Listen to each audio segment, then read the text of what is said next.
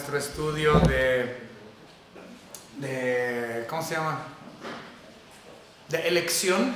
Estamos en la parte de elección, estamos en la sección de Confesión de Fe de Londres, y en esta sección de este documento ya habíamos empezado a ver la elección o llamamiento eficaz. ¿Por qué esto no gira? No importa.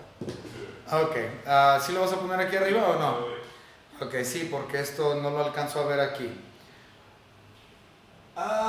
Perfecto. Ya vimos el número 2 la semana pasada y el día de hoy estamos continuando, ya vimos el número 1 la semana pasada de elección y estamos a punto de empezar aquí con el punto número 2. Lo más seguro es que vamos a abarcar el 2 y el 3 el día de hoy, el punto 2 y 3. No sé si alcancemos a ver el cuarto punto de la elección, pero el 2 y el 3 definitivamente los vamos a ver.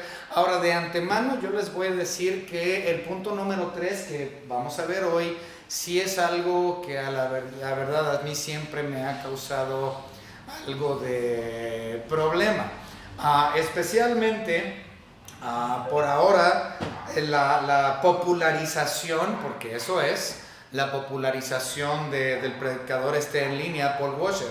Aunque Paul Washer es muy bueno, él tiene un asunto con el cual no estoy totalmente de acuerdo, con cuestión de la salvación de los niños cuando estos mueren pequeños. Y Paul Washer como tal se adhiere al documento que viene siendo este documento de la Confesión de Fe de Londres. Y déjenme decirles que de toda la Confesión de Fe de Londres, de toda la Confesión de Fe, este punto 3 es el único que realmente a mí me da mucha lata y con la cual realmente no estoy del todo de acuerdo. Pero este sería el único punto de todo el documento con el cual yo realmente sí tengo algo de problemática. Pero como estamos viendo, estamos estudiando como tal el documento entero. Entonces vamos a estudiar el documento incluyendo este punto número 3, que siempre ha sido problemático para mí a través de los años. Pero vamos a empezar con el punto número 2 en cuestión a elección. Recuerden, elección, predestinación y llamamiento no son sinónimos, pero sí van de la mano.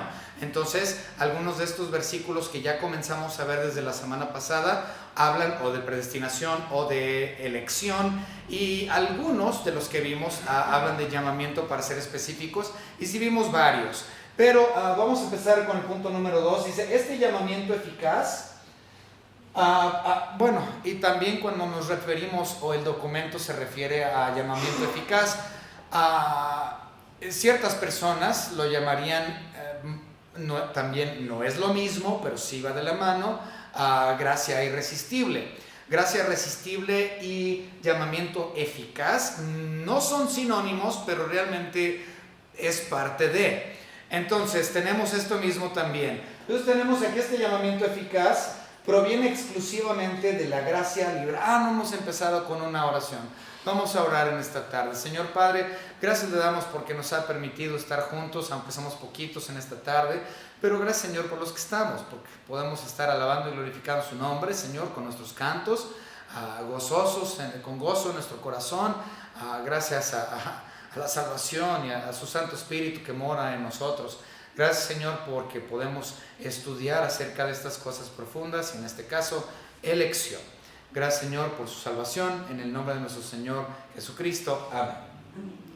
Muy bien, entonces dice, este llamamiento eficaz proviene exclusivamente de la gracia libre y especial de Dios. En otras palabras, Él llama a quien Él quiere. Es por pura gracia, por cuestión de su misericordia. ¿Okay? Ahora, y dice, no de ninguna cosa prevista en el hombre, ni por ningún poder o instrumentalidad en la criatura. En otras palabras, ya lo hemos dicho, la salvación no tiene absolutamente nada que ver con la persona que adquiere esa gracia. Es decir, la persona que es salva no es por algo que él haya hecho o por su propia instrumentalidad o por su propia justicia humana. Es única y exclusivamente por la gracia y la justicia de Dios La salvación no tiene nada que ver con el ser humano. Cristo Jesús, Dios mismo dijo, mía es la salvación. Entonces no hay un aspecto humano, aunque muchas personas quieren verle a la salvación un lado humano, pero eso no es lo que dice la Biblia. Si hay una cuestión de decisión, como muchos dicen, eso es cierto, pero últimamente, ¿quién te lleva o quién te da la capacidad para decidir y aceptar? Pues es Dios Espíritu Santo, ¿sí? Entonces, esa capacidad para aceptar la gracia de Dios se te es puesta en ti al tiempo de Dios, si es que tú eres elegido para la salvación. Entonces, vamos a ver este primer versículo, 2 de Timoteo 1:9. Bueno, vamos a ver todos esos que vienen ahí, pero vamos a empezar con 2 de Timoteo, por favor, a esta Biblia, ¿no? A esta se le pegan las hojas. Ok, vámonos a 2 de Timoteo rápidamente, y como lo hemos estado haciendo, les pido por favor, si ustedes me pueden ir ayudando a encontrar los versículos para que ustedes también participen, estaría excelente. Entonces, 2 de Timoteo capítulo 1 y versículo 9 nos dice la palabra de Dios. ¿Quién nos salvó y llamó con llamamiento santo, no conforme a nuestras obras, sino según el propósito suyo y la gracia que nos fue dada en Cristo Jesús antes de los tiempos de los siglos? Creo que eso es sumamente específico, y creo que no se puede negar lo que acaba de leer el hermano. Dice, no conforme a nuestras obras, sino que Él me llamó con llamamiento santo. No tiene nada que ver con mi propósito lo que yo haga, sino es el propósito totalmente suyo, y es la gracia que se me fue dada en Cristo Jesús. Desde antes yo fui predestinado. Entonces ese versículo es clarísimo. La salvación no tiene absolutamente nada que ver con nosotros, la gracia no tiene nada que ver con nosotros. Y si yo he sido un receptor de la gracia, entonces la razón es porque yo he sido escogido o predestinado desde antes de la fundación del mundo. No es una decisión que yo haya hecho por mí mismo, o no tengo la salvación porque fue decisión completa. No, fue porque Dios quiso, y al momento que Él quiso, Él me dio la salvación, me dio la capacidad de aceptación. Ok, pero no tiene nada que ver conmigo. Tito 3, 4 y 5, ¿quién lo tiene? ¿Alguien lo tiene? ¿No? Bueno, yo lo voy a leer. Tito 3, 4 y 5 dice la palabra: pero cuando se manifestó la bondad de Dios nuestro Salvador y su amor para con los hombres, nos salvó no por obras de justicia que nosotros hubiéramos hecho, sino por su misericordia, por el lavamiento de la regeneración y por la renovación en el Espíritu Santo. Entonces, la gracia no tiene nada que ver conmigo, me salvó no por algo justo que yo hubiese hecho, porque no es por mi justicia, no es la justicia del hombre, sino la justicia de Dios en mí. Y Él lo hizo a su tiempo, dice el versículo 4, cuando Él manifestó su bondad de Dios nuestro Salvador y su amor para con los hombres. O sea, la salvación es bajo su tiempo, cuando Él quiere, como Él quiere, a quien Él quiere, y no porque lo que el individuo haga o no haga, sino por lo que Cristo hizo en la cruz, y por su pura y plena voluntad y misericordia es que Él lo ha extendido por medio de la renovación en el Espíritu Santo. Y ahora eso es muy importante, porque es el Espíritu Santo quien me lleva a los pies de Cristo, ¿sí? Ya lo hemos visto en muchos versículos que dicen, nadie viene al Padre, a menos de que el Padre no lo trajere. ¿Ah? Y Dios Padre nos trae a los pies de Dios Hijo por medio de la instrumentalidad de Dios Espíritu Santo, ¿sí? Entonces, si no fuera por la intervención del Espíritu Santo, porque Dios Padre quiso llamarnos y elegirnos y predestinarnos, entonces yo nunca hubiera venido a los pies de Cristo, y mucho menos por mi propia justicia, ¿sí? Alguien lea por favor Efesios 2, 4, 5, 8, bueno. Dios que es rico en misericordia, por su gran amor con que nos amó, aún estando nosotros muertos en pecados, nos dio vida juntamente con Cristo, por gracia sois salvos. Okay. Fíjense, y lo acaba de leer la hermana Gloria ahí también, por su pura misericordia, por gracia soy salvo, no tiene nada que ver conmigo. Okay. Vamos a ver el de Romanos 9:11, ¿quién lo tiene?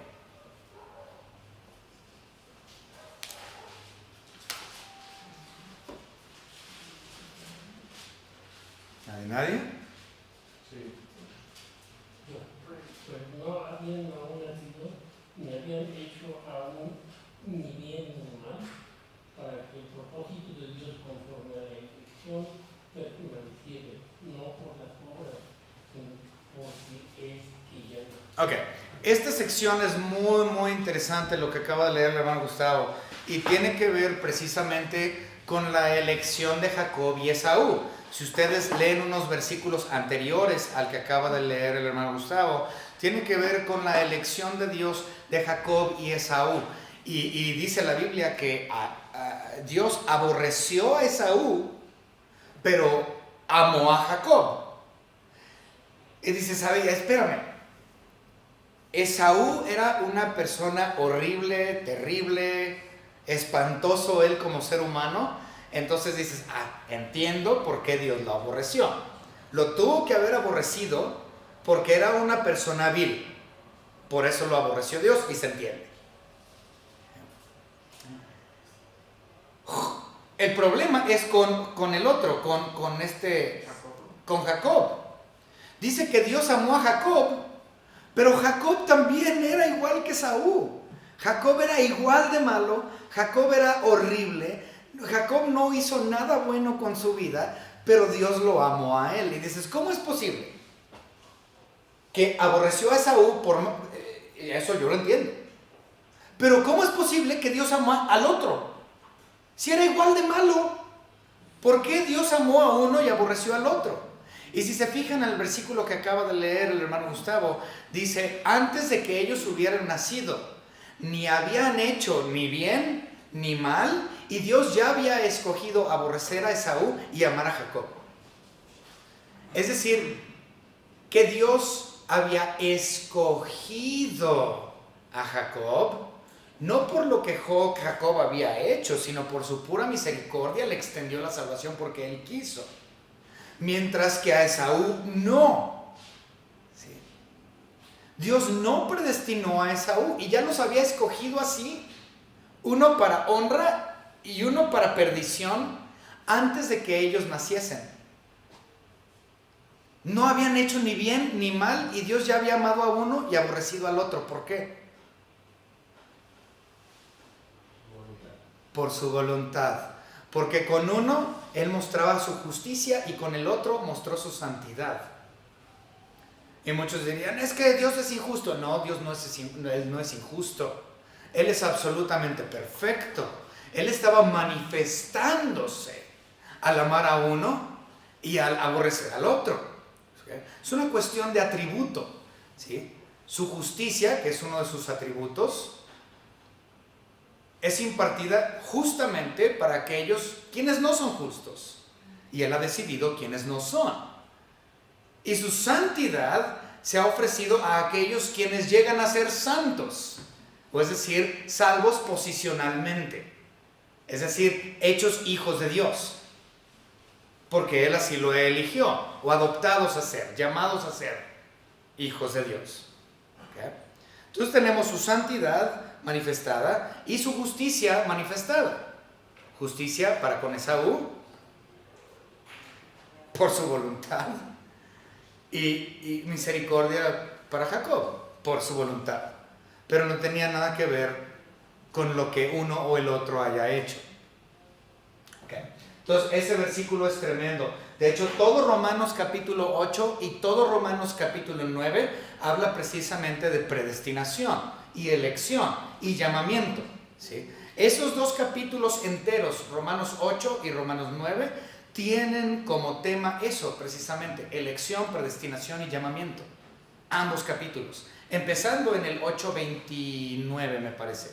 8:29, Romanos 8:29 es donde empieza realmente a hablar acerca de predestinación.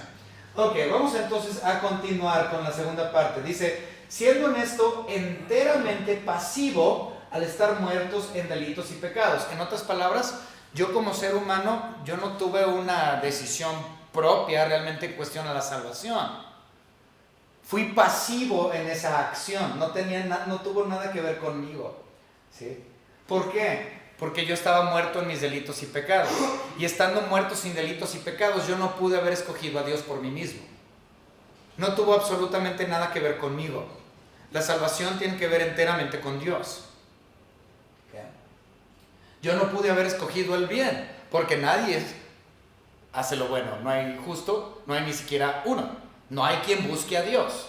Entonces, si yo llegué a ser salvo, fue únicamente por su voluntad, por su misericordia y sin ninguna intromisión mía. Okay. Muy bien, entonces, yo no pude, yo estaba como inconverso, muerto a mis delitos y pecados y enteramente pasivo en cuestión de la salvación, no tenía nada que ver conmigo. Dice, hasta que es vivificado y renovado por el Espíritu Santo. Entonces, porque Dios nos ha escogido, porque Dios nos ha predestinado desde antes de la fundación del mundo, aquellos que hemos sido escogidos y predestinados, a su debido tiempo, Dios nos renueva por medio del Espíritu Santo, porque Él es el que tiene que intervenir para que yo sea salvo. Y Él me capacita, fíjense lo que dice, Él me capacita de este modo para responder al llamamiento y recibir la gracia de Cristo Jesús que Él está ofreciendo. Entonces, si no fuese por el Espíritu Santo, al tiempo de Dios, para la aceptación de su gracia, si no hubiera sido por el Espíritu Santo, yo no hubiese aceptado esa gracia, yo no lo hubiese recibido. ¿Por qué? Porque el Espíritu Santo tiene que obrar y capacitarme para que yo acepte la gracia de nuestro Señor y Salvador Jesucristo. Si no hay intervención del Espíritu Santo, entonces no hay salvación. Yo puedo hacer una oración, yo puedo decir, sí, me arrepiento de mis pecados, acepto que Jesús es Dios y que murió y que resucitó al tercer día, pero si no hay intervención del Espíritu Santo, entonces esa oración o esa profesión de fe no tiene validez. ¿Okay? Tiene que haber la intervención del Espíritu Santo, porque es Él quien te lleva a una verdadera salvación. Recuerden que no se trata de una simple oración. Muchas personas han hecho una oración, sí, Cristo, yo te acepto, pero no son salvos. No se trata de la oración del pecador, como muchos lo mencionan, sino y no solamente es una cuestión de comprensión, porque muchas personas comprenden, es una cuestión de aceptación y apropiación. Pero esa aceptación y apropiación de la gracia únicamente puede ser traída verdaderamente por medio de la instrumentalidad del Espíritu Santo. Pero esto nada más se lleva a cabo bajo el tiempo de Dios cuando Él quiere. ¿Okay? Pero vamos a verlo. 1 Corintios 2:14. ¿Quién lo tiene que lo lea, por favor? Y vamos buscando los otros, ahí vienen. 1 Corintios 2:14. ¿Quién lo tiene? Pero el hombre natural no percibe las cosas que son del Espíritu de Dios, porque para él son locura, y no las puede entender, porque se han de discernir espiritualmente. Si en otras palabras, una persona que no es salva no puede comprender verdaderamente lo que implica la palabra de Dios, o lo que significa, se le hace completamente una locura, no tiene sentido. No lo comprenden espiritualmente, no pueden tener un discernimiento espiritual, porque el Espíritu Santo tiene que obrar primero para que ellos comprendan. Tiene que haber intervención del Espíritu Santo, ese es el punto. Vamos a continuar. El siguiente, Romanos 8:7.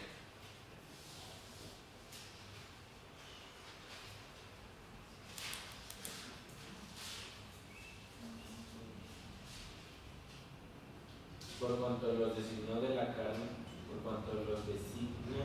carne son enemistad contra Dios, porque no se tocan de Dios y tampoco pueden. Sí, exactamente. Entonces, una persona que no es salva no va a comprender las cosas de Dios, no puede. ¿Por qué? Ahora, posiblemente académicamente sí lo entienda. No digo que hay personas, porque hay personas muy inteligentes que no son salvas y leen la Biblia y pueden entender lo que las palabras dicen, pero realmente una cuestión de fe llevado a los pies de Cristo es imposible sin la intervención del Espíritu Santo, porque una persona caída sin Cristo no salva, no lo va a poder discernir y no lo van a aceptar, no va a haber una apropiación de la gracia. ¿Okay? No puede, lo acaba de leer el hermano Eliezer. El de Efesios 2:5, ¿qué dice?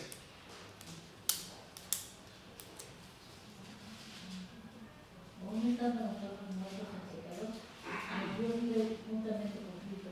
Por gracia sois salvos. Hoy gracias a soy salvos. ¿Okay? Intervención del Espíritu Santo. Él es el que me capacita y me lleva a entender la gracia y apropiarme de ella y hacerla mía y decir gracias, Señor, por morir en la cruz. Y Él es el que me trae a justicia. ¿A qué? ¿Cómo dice No, me trae al arrepentimiento. Eso, justicia y juicio. Convence de pecado, justicia y juicio. Hermano Gustavo. ¿Cómo saber si una persona es llevada por el Espíritu Santo o es nada más Emocionalmente. emocional? Bueno, la Biblia misma nos dice, por sus frutos los conoceréis. Y una persona que verdaderamente es salva va a tener cambios en su vida. Y va a tener cambios verdaderos. Y por lo general no son cambios sumamente rápidos de un día para otro, obviamente no. Por eso es santificación progresiva. Entonces tenemos que ver una progresión en la vida de la persona. Si esta persona realmente rinde frutos para el Señor y nosotros estamos viendo que al paso de los años esta persona va cambiando y va aprendiendo y tiene más hambre y empieza a laborar y trabajar y empieza realmente a servir al Señor en una capacidad dentro de su iglesia local, entonces estamos viendo cambios. Y la Biblia claramente dice, por sus frutos los conoceréis. Ahora, si una persona por emocionalismo hace profesión de fe y dice, sí, yo hice la oración, bien emocional, pero no ves cambios y pasan 5, 6, 7, 10 años y la persona sigue igual, con el mismo entendimiento falso, con la misma capacidad infantil de Biblia, entonces pues lo más seguro es que la persona no es salva. Si la persona no está laborando, si no está trabajando dentro de su iglesia local, si no quiere servir, si no quiere impartir el evangelio, no tiene ganas de hablarle a nadie de Cristo Jesús, o sea, simplemente no hay nada de fruto y al contrario, están envenenando más a las personas con su mala doctrina, entonces es claro que nunca fueron salvos. Hay que ver fruto, hay que ver cambio, hay que ver amor a servicio, hay que ver todo ese tipo de cosas. Hermana Itzel. Aquí va a enfatizar pues el fruto del Espíritu, que es para todo, es interno, ¿sí? Porque muchas personas pueden servir en la iglesia, muchas personas pueden hacer muchas cosas, pero eso no significa que lo estén haciendo en el Espíritu. Exacto. Es el fruto del Espíritu en sus vidas. Muy buena respuesta, sí, absolutamente. Y obviamente el fruto del Espíritu se ve en Gálatas 5. Entonces ahí en Gálatas 5, versículo 22, 23, 24, por así dice, mas el fruto del Espíritu es amor, gozo, paz, paciencia, benignidad, bondad, fe, mansedumbre y templanza. Entonces esas cosas son cualidades también que un verdadero creyente va desarrollando a lo largo de su vida cristiana. Muy bien. Y si no hay esos cambios, si no hay esas cualidades, si no hay servicios, si no hay amor, si no hay nada de eso, entonces lo más seguro es que las personas no están. Se puede decir que está en proceso. Está en proceso, Posiblemente Dios esté trabajando en la vida de ese individuo y sea salvo en un futuro, pero sí, nos damos cuenta rápidamente cuando una persona no es salva verdaderamente. Ok, continuamos. El último, ya se leyó. Vamos a continuar entonces. Dice, por el Espíritu Santo es capacitado de este modo para responder a este llamamiento y para recibir la gracia que éste ofrece y transmite. Y esto por un poder no menor que el que resucitó a Cristo de entre los muertos. Recuerden, quien resucitó a Cristo de entre los muertos fue el Espíritu Santo. Así dice la Biblia. Entonces, Cristo Jesús, quien es Dios, muchas personas dicen, es que Cristo Jesús resucitó por medio de su propio poder.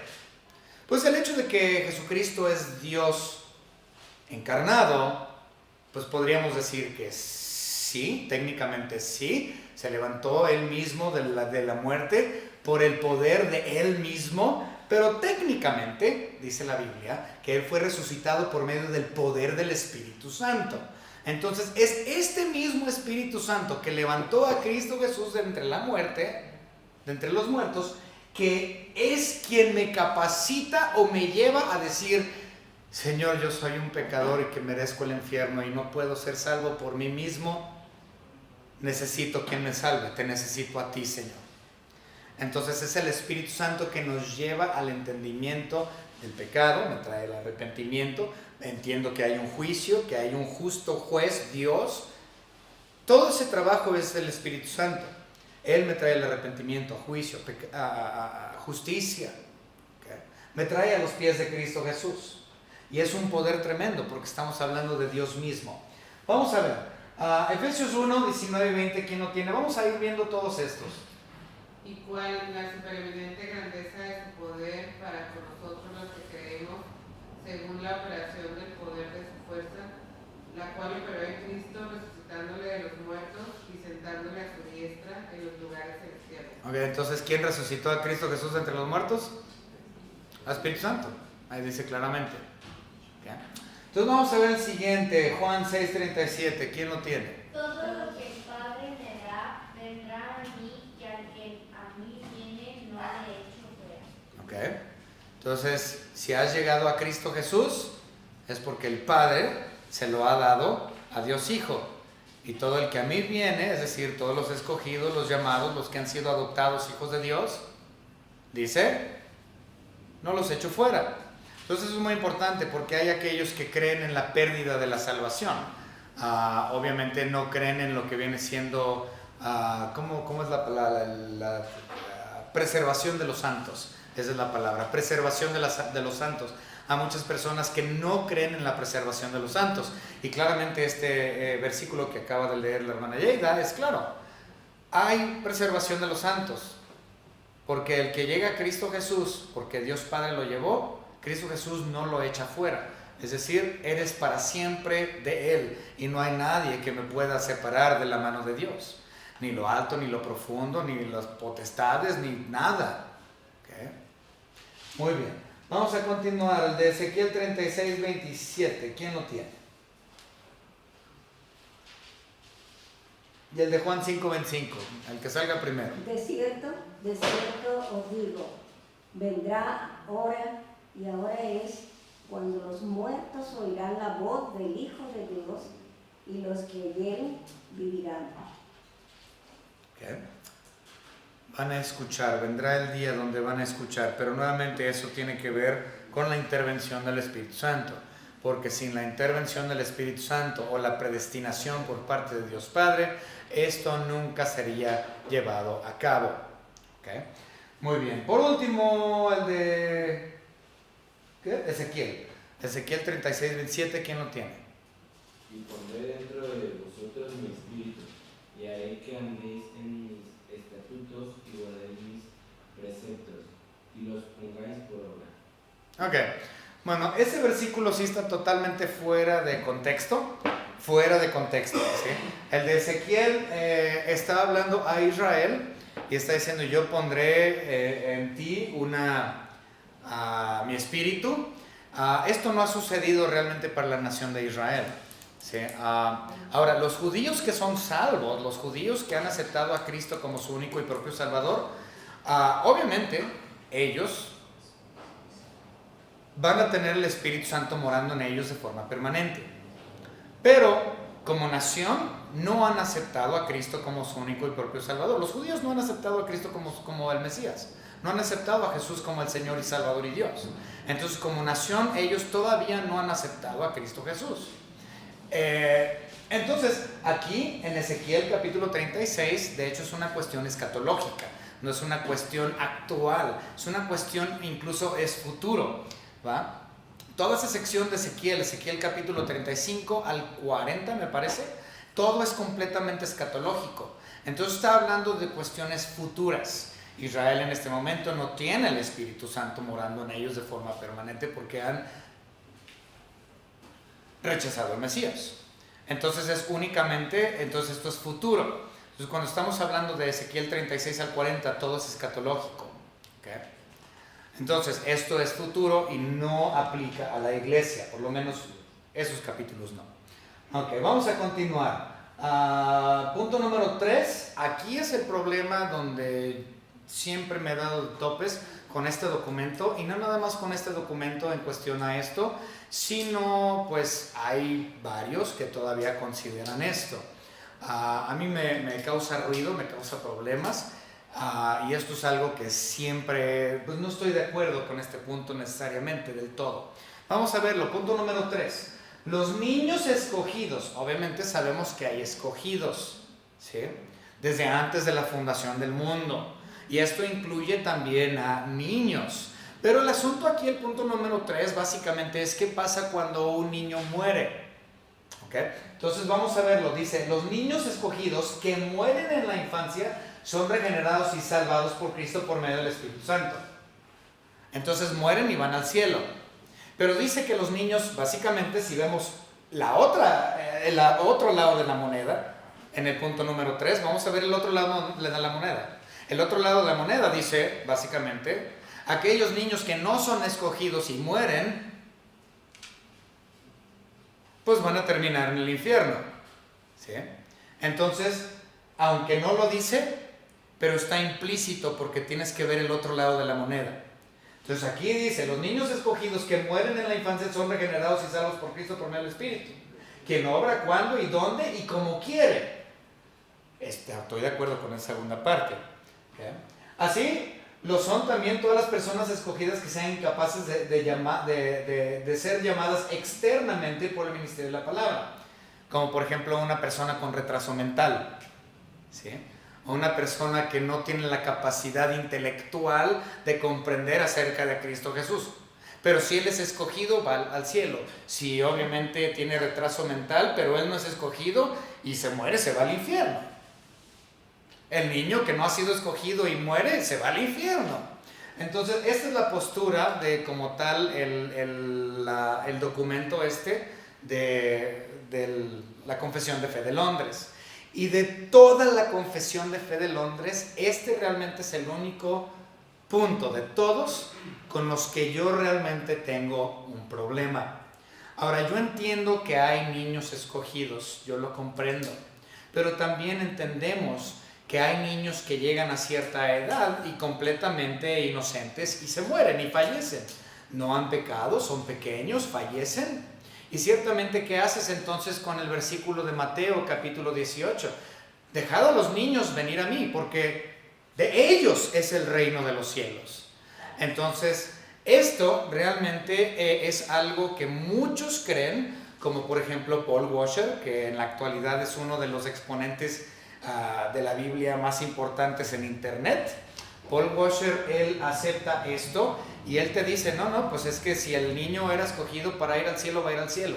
Y murió, aunque era un infante, no importa. Pero si no era escogido por Dios, pues sabes que no tienes a tu hijo, no va a estar en el cielo.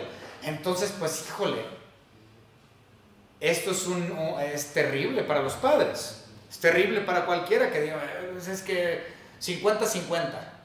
Chance está en el cielo, chance no. Depende si Dios lo quiso, estaba escogido o no estaba escogido. Tú tienes un 50% de posibilidades. Yo no estoy de acuerdo con eso. Mi postura siempre es cuando el niño llega a ser consciente de que su pecado es un pecado y que lo que está haciendo lo está haciendo a propósito, mal, para conseguir lo que él quiere, ahí ya cambia la cosa. Y no podemos decir a los 8 años, de 8 para abajo o de 9 para arriba. No podemos decir eso, porque cada niño es diferente y sus capacidades son diferentes y ciertamente su educación es diferente y las circunstancias de su vida son diferentes. Y hay niños muy listos, muy vivos, que desde una temprana edad mienten y mienten a propósito y roban a propósito y saben exactamente lo que están haciendo. Pero hay otros niños que llegan a tener 10, 11, 12 años de edad y todavía, bueno, a los 12 ya está un poquito, pero son niños que realmente hacen las cosas por ignorancia. No son pecados de comisión, son pecados de omisión. En muchos de los casos, bueno, por llamarlo así, ya vi que Víctor me vio raro, pero es que no tengo una palabra para describirlo. De hierro, de hierro, de errar, pues. Ok, no me ha gustado. ¿Por qué no quitar el punto 3? ¿Mande? ¿Por qué no quitar el punto 3? Porque realmente es confuso totalmente. Es una aberración. Si yo no lo considero bien. Exacto. Sí, entonces, este punto número 3, en algunas ediciones más nuevas de la Confesión de Fe de Londres se ha quitado. ¿Okay? Lo han omitido completamente. Pero este es el original. Este es el documento original de 1680. Bueno, es la segunda edición. La que estamos viendo es segunda edición. Pero es de 1689. Entonces, desde entonces, ese punto sí se ha quitado en muchas ediciones modernas. De hecho, a ver, bájale tantito. Hermano, ¿le bajas? Ahí viene, mira, elegidos. No aparece en algunas ediciones de la confesión, pero sí en la original. ¿Okay? Pero en algunos la han quitado completamente, ya no existe. ¿Sí? Entonces, yo estoy más de acuerdo con la eliminación de este punto porque no estoy de acuerdo y ciertamente no estoy de acuerdo con Paul Washer y con todos los demás que piensan de esta manera. Ok, muy bien. Hermanos, vamos a dejarla aquí porque no alcanzo a ver la última sección y aparte el punto número 4 hay versículos que faltan, como pueden ver no hay. Entonces tengo que agregarles. Hermanos, a ver, bájale, creo que sí hay versículos. Sí, ahí están esos. Ok, pero vamos a dejarlo entonces este último punto para la próxima semana. Entonces vimos punto 2 y punto 3 de la sección de elección, con referencia a los niños y con referencia al Espíritu Santo, capacitándome para poder creer. ¿Okay? Muy bien, vamos a terminar entonces en oración. Ahorita tenemos, si hay preguntas y comentarios, los vemos. Señor Padre, gracias damos porque usted nos ha permitido en esta noche aprender de estos temas tan interesantes. Te damos gracias, Señor, por tu salvación. Gracias, Señor, porque ciertamente usted nos ha llamado, nos ha elegido, nos ha predestinado. Gracias, Señor, porque es gracia irresistible y aquellos que hemos sido llamados no hemos tenido otra opción más que aceptar y apropiarnos de su misericordia extendida, su gracia. Gracias, Señor, en el nombre de su Hijo Jesucristo, nuestro Señor, Salvador y Dios.